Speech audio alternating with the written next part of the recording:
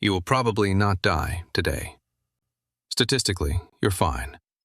But somewhere between brushing your teeth and going to bed, you're going to do about a dozen things so mundane you don't even notice you're doing them. And every single one of them has killed someone.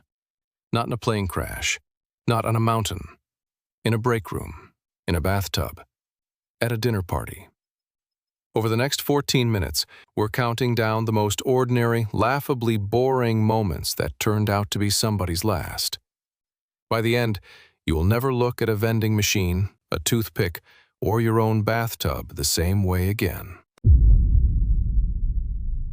You're hungry. It's 3 p.m.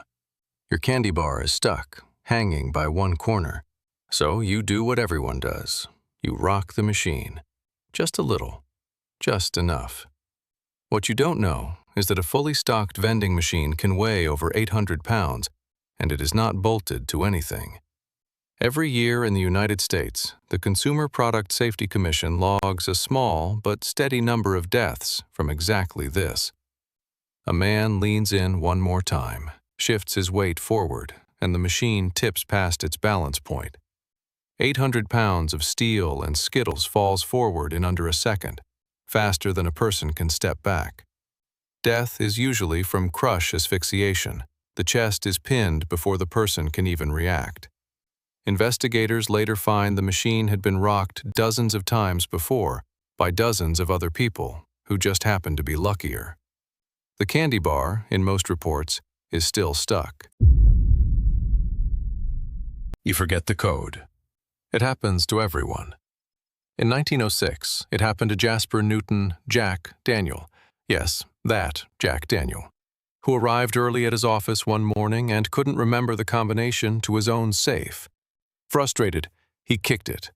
Hard. Hard enough to break his big toe. At the time, it seemed like nothing more than a bad morning and a bruised ego. But the injury never healed properly. It became infected. The infection spread, and over the following 5 years, his condition slowly worsened into blood poisoning. Jack Daniel died in 1911, killed in the end not by anything he drank, but by a safe he'd opened 1,000 times before. And one morning, he couldn't. You're at the gas station. It's cold, or you're bored. So you get back in the car while the pump runs. Small mistake. Getting back into a vehicle builds up static electricity in your clothes. Sliding across a fabric seat is enough to generate several thousand volts on your body. When you step back out to finish fueling, that static discharges the instant your hand nears the metal nozzle. Normally, that's just an annoying zap.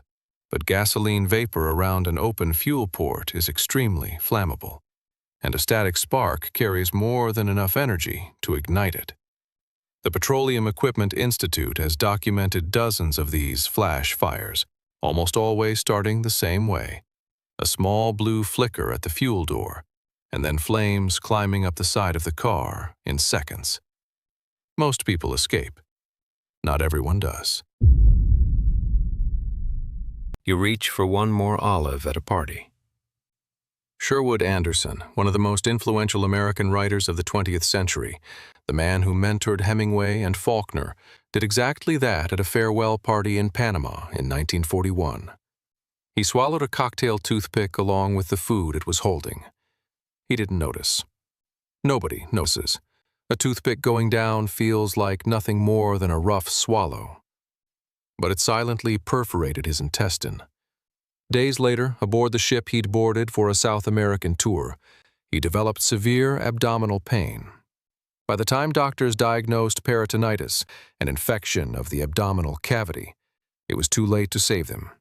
He died at sea, killed by the one part of the appetizer nobody's supposed to eat. You're putting away laundry, or a kid is climbing the dresser to reach the top drawer like a ladder. It looks completely harmless. It isn't. An unsecured dresser has a low center of gravity when closed, but open even 2 heavy drawers and pull your weight forward, and physics stops being on your side.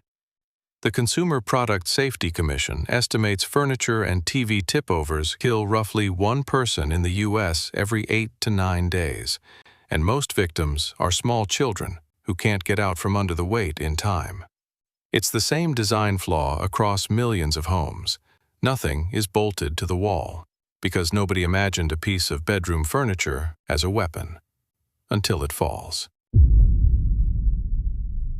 You're in a meeting, trying to prove something worked exactly the way you said it did.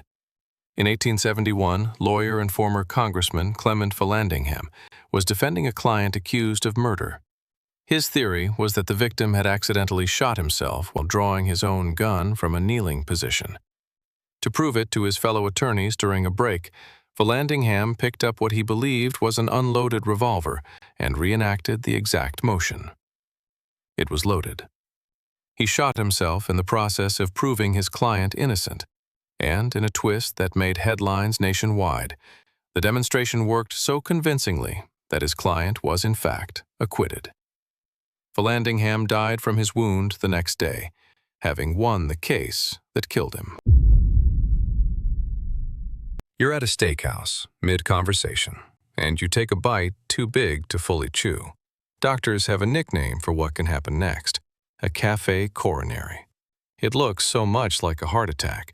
The person goes pale, clutches their chest, slumps in their chair, that for decades, restaurant choking deaths were misdiagnosed as cardiac events. The truth is far quieter than most people expect. A fully blocked airway makes almost no sound. No dramatic gasping, no loud coughing. Often just silence and a raised hand. Easy for a distracted table to miss for the crucial 90 seconds that matter most. Choking remains one of the leading causes of accidental death in the developed world, and it happens most often exactly where you'd least expect danger: at the dinner table, mid-laugh, mid-sentence. You trip on an uneven sidewalk. Alan Pinkerton, the detective who founded the agency that still bears his name, protected Abraham Lincoln and helped invent the entire concept of the private investigator, did precisely that in Chicago in 1884. He bit clean through his tongue as he fell. In the 1880s, before antiseptics were standard practice, even a small tongue wound was an open door for infection. Gangrene set in. One of the most famous detectives in American history, a man who had survived assassination plots, Confederate spies, and outlaw gangs, was killed in the end by a crack in the pavement. You're at a long dinner, and you really need the bathroom, but it feels rude to get up before the host does. Legend says that's exactly the situation famed astronomer Tycho Brahe found himself in at a royal banquet in 1601. Etiquette forbade leaving the table before a person of higher rank, so he stayed seated far longer than his body wanted him to. By the time he got home, he could barely urinate at all. Historians still debate the exact medical cause. Some now point to kidney failure or even mercury poisoning rather than the bladder itself. But the story that survived for 4 centuries is simple and brutal. He held it in out of politeness, and 11 days later, he was dead. You go back for seconds at a holiday dinner. In 1771, King Adolf Frederick of Sweden went back for 14ths.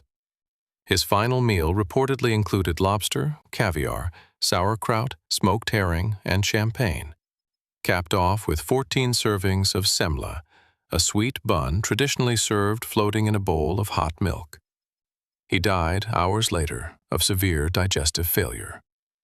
Swedish schoolchildren still learn about him as the king who ate himself to death, a title earned entirely by refusing to say no to dessert. And finally, you're so sure your idea will work, you decide to prove it yourself. In 1912, tailor Franz Reichelt was so confident in the wearable parachute suit he designed that he convinced Parisian authorities to let him test it by jumping off the first platform of the Eiffel Tower in front of a crowd with cameras rolling. He'd told friends he'd only tested with a dummy. At the last second, he decided to jump himself. The suit didn't open. It's one of the earliest deaths ever caught on film, a reminder that "I'm sure this will work" are dangerous last words in any century. So the next time you rock a vending machine, hold in a bathroom trip, or reach for seconds, remember, it's never the dragon that gets you. It's always the doorway. If this kept you up at night, subscribe for more, and tell me in the comments which everyday thing you're never doing the same way again.